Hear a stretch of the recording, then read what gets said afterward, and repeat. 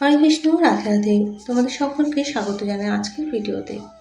এখন আমি বলবো প্রেতেরা কিভাবে খাদ্য খায় এবং তারা কিভাবে তৃপ্ত হয়। অনেকেই অনেক কথা বলে থাকেন, সেই বিষয়ে আজ আলোচনা করব যে আসলে প্রেতরা কি খায়। ভূত প্রেতের শরীর হচ্ছে বায়ু প্রধান, তাই আতর যেখানে গন্ধ ছড়ায় সেখানে তারা তৃপ্ত হয় এবং তারা তাতে ভীষণ খুশি হয়ে থাকে। তাদের ইতিহাসে যদি কোনো ব্রাহ্মণকে খাওয়ানো হয় তাহলেও তারা তৃপ্তি পেয়ে থাকে। তারপর যদি কোনো ছোট বোন বা মেয়ে থাকে তাকে মিষ্টি খাওয়ালেও তারা তৃপ্তি হয়। 10-12 বছরের একটি ছেলে জলে ডুবে মারা গিয়েছিল এবং সে প্রেত যোনি প্রাপ্ত হয়েছিল। সেই প্রেতাত্মাটি তো ভীষণ কষ্টে ছিল, কিন্তু এখন সে কি করবে? তখন তার ঘরে একটি বোন ছিল, সেই বোনের মধ্যে ভর করলো। সেই বোনের মুখ থেকে বলালো যে আমি ভীষণ ক্ষুধার্ত। তখন তার পরিজনেরা ব্রাহ্মণ ভোজন করালো।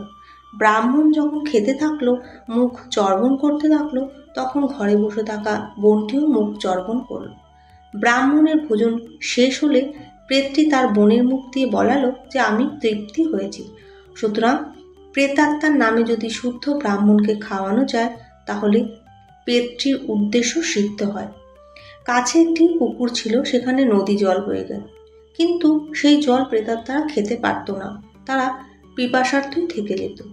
স্নানের পর কোনো প্রেতের নামে বা অজ্ঞাতনামা প্রেতাত্মার জল প্রাপ্তি ঘটুক এইভাবে বলে আপনার যদি ভেজা বস্ত্র নিংড়ে দেন তাহলে সেই জল প্রেতাত্মা পান করে নেয়।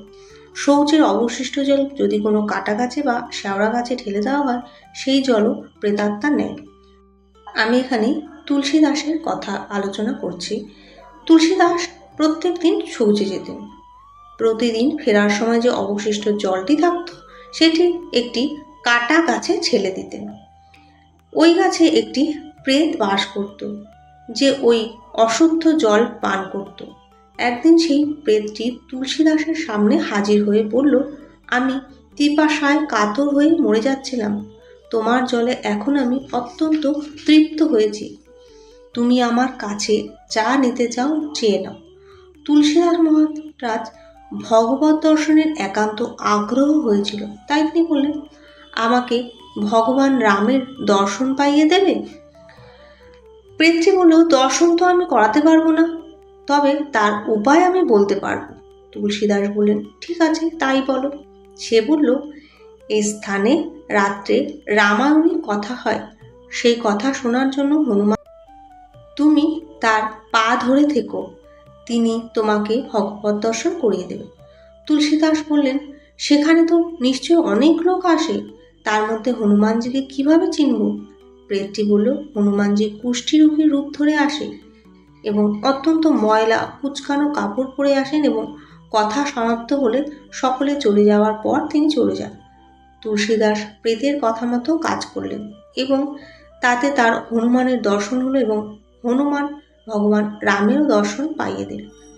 তুলসীদাস বলেছেন, তুলসী নফা পিছা নিয়ে ভলা বুড়া ক্যা কাম, প্রেত সে হনুমত মিলে হনুমত সে শ্রীরাম। প্রেতের নাম করে যদি জল ও পিণ্ড দেওয়া যায়, তাহলে কোনো ব্রাহ্মণকেও যদি ছাতা দেওয়া হয় তাহলেও তা প্রেতেরই প্রাপ্ত, কিন্তু যার নামে ছাতা উৎসর্গ করা হয় তার সাথে কোনো প্রেত যদি প্রবল পরাক্রান্ত হয় তবে সে মাঝপথে তা ছিনিয়ে নেয়। আপনি বিধি অনুসারে প্রেতকে যাই দেবেন তবে সেটি তারই প্রাপ্ত হবে। ভিডিওটি যদি ভালো লাগে অবশ্যই কমেন্টের মাধ্যমে জানাবেন। নমস্কার।